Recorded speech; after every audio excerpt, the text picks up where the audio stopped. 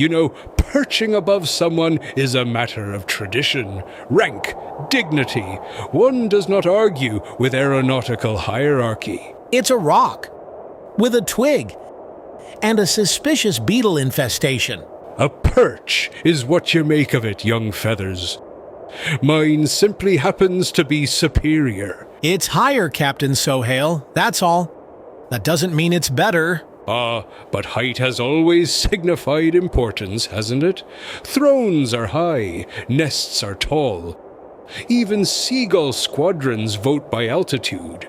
Democracy of the sky. Maybe the most important place isn't above or below. Maybe it's where you stand when someone tries to push you down, and you don't move. Well, that's mildly profound. Still not giving you the perch, though. Mirage Digital presents The Amazing Stories with Zaki the Hoopoe. Season 2, Episode 16, A Voice Beneath a Stone. Salam, my amazing friends. It's me, Zaki the Hoopoe, back with another true story full of heart, courage, and one word that shook a whole city. Today's story is about a man who had nothing, but chose everything. When the world tried to break him, he held on to one powerful truth and never let go. Even without treasure, or a title, or feather polish. Not a single coin, not a single crown, just a voice and a word. So fluff your feathers, friends. Because this story, it's going to move you from the ground to the sky.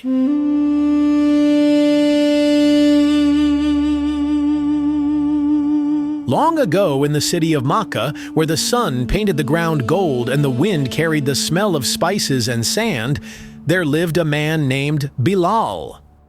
But Bilal wasn't free to walk where he wished or speak when he wanted. You see, Bilal was a slave. Uncle Zaki, what does that mean? What's a slave? That's a very important question, Nunu dear. A slave is someone who's owned by another person. They don't get to choose where they go, what they eat, or even what they believe. They can be hurt, sold, or punished, all without being asked. It's one of the worst things humans have ever done to each other. By the salt of Safina. That's rotten business, that is. It is, Captain Suhail. And Bilal, he lived that kind of life. He belonged to a powerful man named Umayyah. Umayyah? Even sounds like a bad guy. He was one of the leaders of the Quraysh.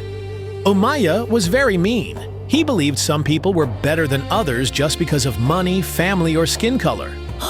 That's not fair! Isn't everyone just a person? And that's exactly why Bilal was drawn to something new, something powerful, something beautiful. Bilal heard whispers in the city of a man who was kind, gentle, brave. A man who spoke about one God and a world where no one was higher than another. That man was Prophet Muhammad, peace be upon him. Prophet Muhammad taught that all people, black or white, rich or poor, young or old, were equal in the eyes of Allah, that we are all made from the same clay, and that the only thing that makes one person better is their heart, their character, their faith. Sounds like a fine tale, but tell me this. What's equality when it's flying in the wind? Equality, dear Captain Suhail, means that no one is above anyone else just because of what they look like or where they come from. It means we treat everyone with dignity because we all belong to Allah. Isn't that a marvelous idea? Even someone with no shoes or no money is still precious? Exactly, Nunu. And when Bilal heard this message, it lit a fire in his heart. He believed. He said the words of faith. He accepted Islam. But Umayyah, he hated it. To him, Islam was dangerous. It was too powerful, because if everyone is equal, then people like him, who used fear to rule, would lose their power. And so, Umayyah made a terrible decision. He decided that Bilal would be made an example. He would show the world what happens to a slave who dared to believe he was free.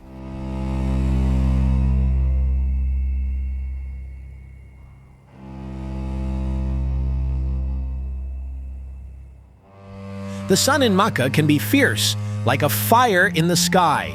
And on this day, it showed no mercy. Umayyah ibn Khalaf, burning with anger, dragged Bilal into the heat. Why? Because Bilal had chosen faith over fear, and Umayyah wanted to break him.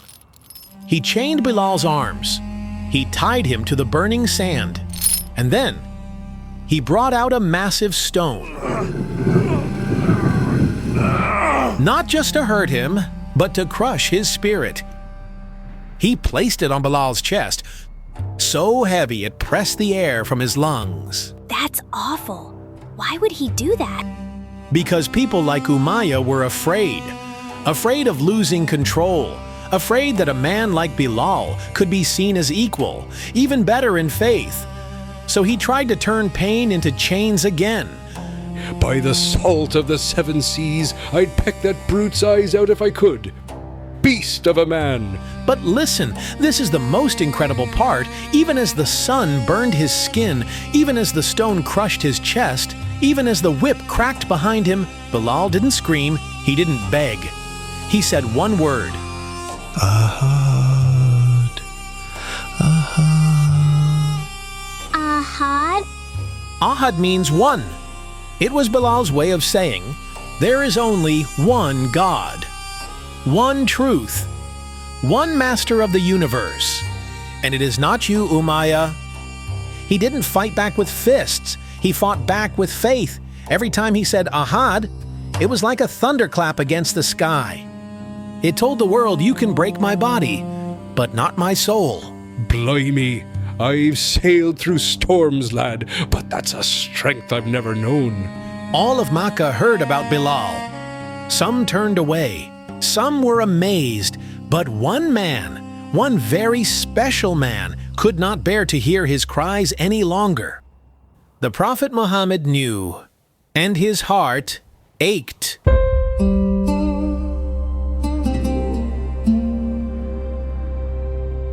A little time passed, but they still hurt Bilal. Even when his body was weak, his heart was full of strength. Now, the Prophet Muhammad had heard of Bilal's suffering. It pained him deeply. Bilal's faith, his patience, they meant something awesome. They showed the world what it truly means to believe in only Allah. The lad had more courage in a feather than most have in a fleet. So the Prophet made a choice. He wanted Bilal to be free. A companion of his, someone with wealth, Abu Bakr stepped forward.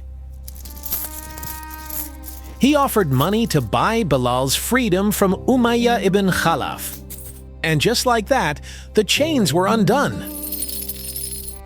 The whip was dropped, the stone rolled away. Bilal was no longer a slave, he was a free man. He was free?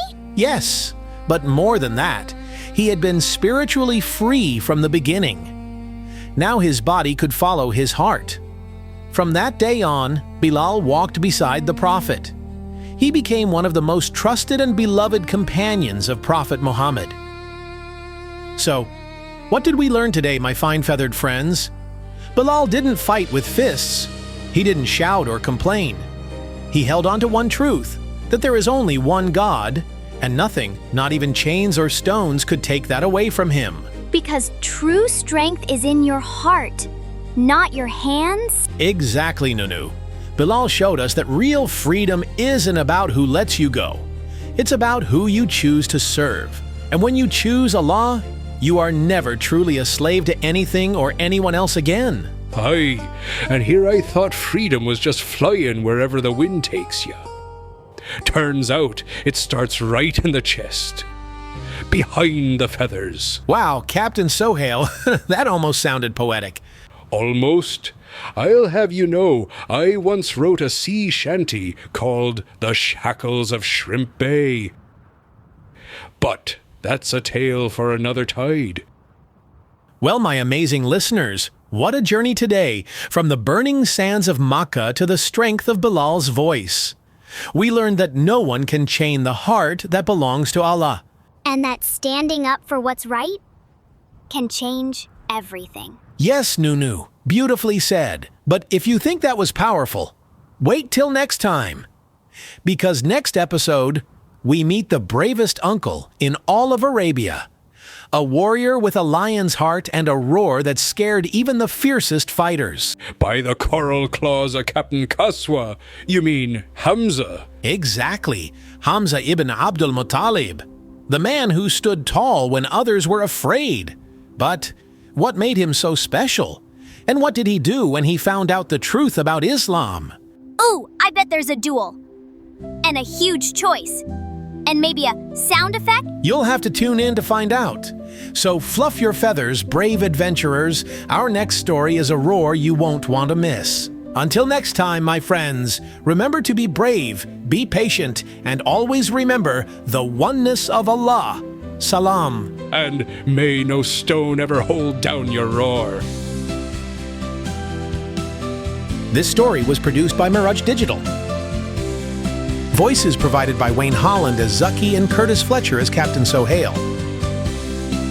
Episode written, directed, and edited by Syed Kashef and Atef Hussein. For more content by Mirage Digital, please visit our site at www.mirage.digital. Content copyright and production copyright 2025 by Mirage Digital.